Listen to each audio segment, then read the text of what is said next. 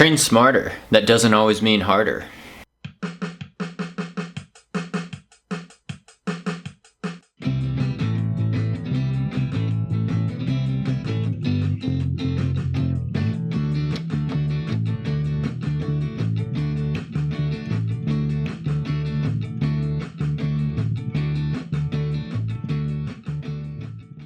Hi there, Coach Sage of SageRunning.com here with another training talk. Today we're going to talk about tempo runs, lactate threshold is what I also call them, as well as up-tempo and thresholds, and some types of workouts you could do no matter if you're training for a 5K or a 10K or half marathon or even 3K or the 2 miles, something like that. And I'm trying to be really concise here with this training talk. So I've covered this topic before. I'll link to some of my longer training talks on this topic, the 20-minute tempo run workout, as well as selecting your correct pace and intensity for tempo runs. But the first thing I want to start off with is, I've read Jack Daniel's Distance Running Formula. First edition came out when I was in middle school, high school, way long time ago. So the newer edition, he kind of introduced the term, at least the standard 20-minute tempo run workout. That's the type of workout we use in our training plans, and a type of training that you could use in a wide variety throughout your whole year, basically. It's a good base building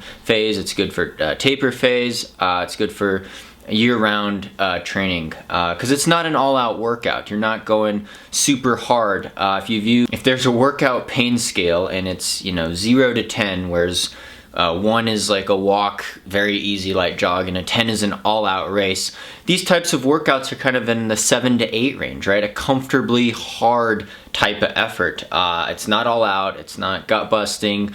You're breathing hard, it gets your heart rate up, but it's a controlled effort, and the goal is really not to go too hard. So the standard workout was the 20-minute tempo run, and you'd warm up maybe an easy 10-15 minute jog, do some strides, light stretching, then jump into this 20-minute steady run at a steady pace at an effort that would be maybe 80 to 90% type of effort. Overall, it's an 85% type of effort.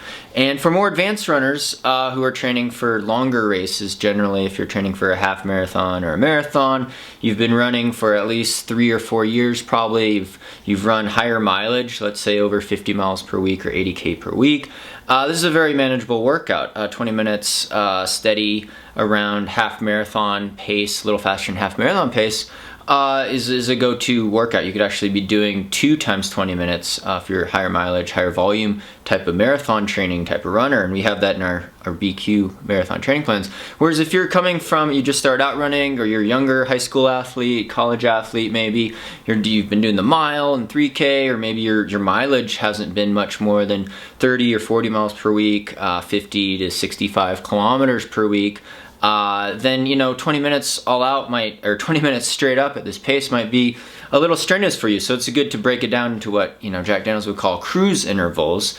And these could be smaller sessions, and we mix these all together, right? Our weekly schedule, our weekly plans aren't always the same. It's not always 20-minute tempo run every Tuesday. 1 week it might be a 20-minute tempo run on Tuesday, but then the next week it might be a timed interval session. And so with these intervals, with the lower mileage runners and runners that focus on shorter distances like the 5K or the 3K, 2 mile, it's good to break down these sessions into maybe something like 6 times 1 kilometer or 4 times 1 mile, 1,600 meter repeats, but to have the rest be really short, right? It's just a 1-minute rest in between these efforts, because it's not fastest possible average. You're running at what would roughly be about your 10K pace, maybe a little slower than 10K pace. So if you haven't run a 10K, that might be hard to gauge, but again, in the tables, Jack Daniel's Formula, you don't need the book. He's got a calculator online. You could use a real life performance. If you just raced the 2 mile or you've raced a 5K, you could kind of extrapolate out, what's my threshold pace or tempo run pace, and work on the faster end of that spectrum, because you're doing these as a cruise interval type of session. But it's a very short rest, it's very controlled, and overall the workout is not 100% effort. It's not a race, it's not even a VO2 max workout or hard interval session. It's a moderate hard type of workout. So overall it's manageable. But you could do more volume. You could do quite a bit of work, 20, 30 minutes, even 40 minutes of work around this, and it depends on your experience in the event you're targeting. Now, finally, I think there's a lot of confusion. A lot of people in marathon training, they'll say, oh, I did this 10-mile tempo run, or like this, 60-minute effort where they say it's a tempo run. Well, at Sage Running, and again, we'll have a free pace intensity spectrum chart at our website, sagerunning.com. You can download it, as well as a free aerobic base building plan that kind of explains our philosophy. Is that, we call this up tempo.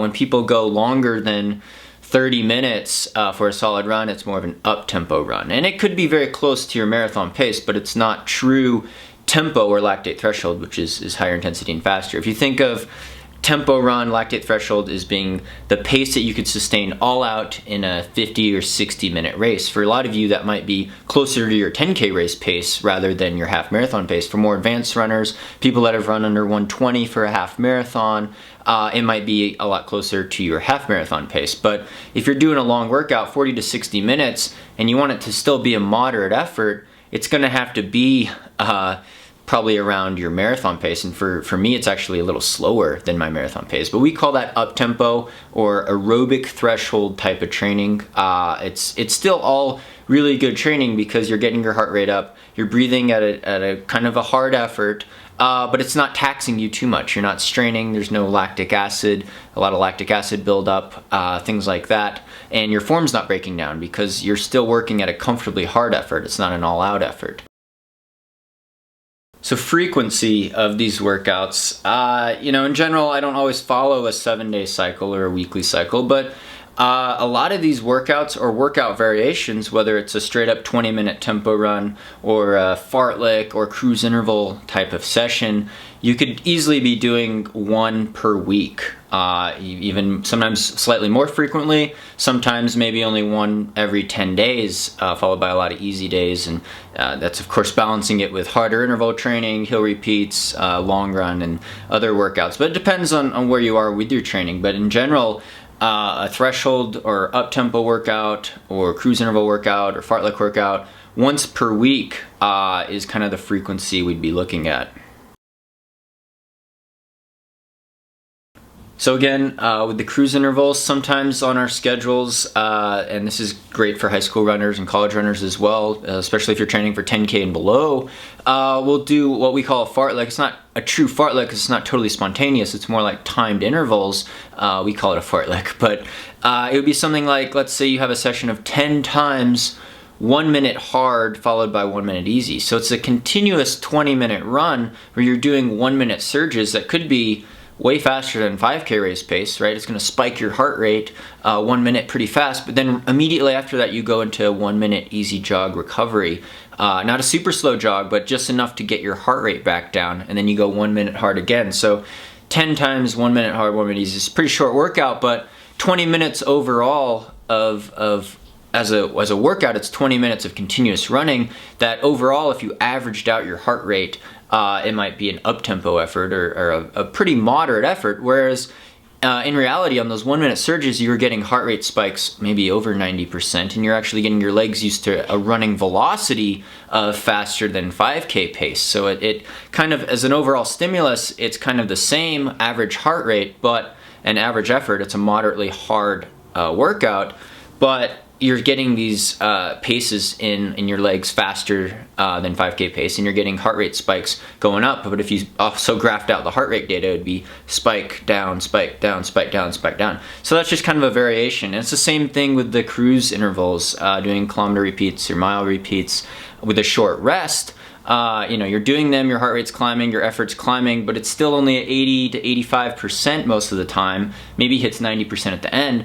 Then you take a rest break. 1 minute rest is a short recovery between kilometer repeats. But it's not all out, it's not super hard. That's the idea, is slowly running on the edge of feeling some pain and a little bit of discomfort, but having it be under control and having it be so that if you had to finish the last rep of the workout or the last kilometer or mile of the workout and you had to speed up quite a bit, you could still do it because you're not going all out. Whereas if it was a race, it might be harder to kick really hard at the end because you wouldn't have saved up so much. So that's the kind of effort we're looking for in these tempo or what I call lactate threshold types of workouts. And again, if you're a marathon trainer, you might be doing more advanced stuff, 2 mile repeats, 3 mile repeats, 5K repeats, things like that, 2 times 20 minutes, even 3 times 25 minutes even, but it might be at closer to your half marathon pace with a short 5-minute rest, stuff like that. So thanks so much for following along. Again, you could download the aerobic base building plan as well as our free pace intensity spectrum chart on our website, sagerunning.com. Be sure to subscribe if you like these types of videos and do more. Comment below with future training talk topics and vote up the ones you'd like to hear about. Thanks for watching and stay tuned for more Sage Running videos.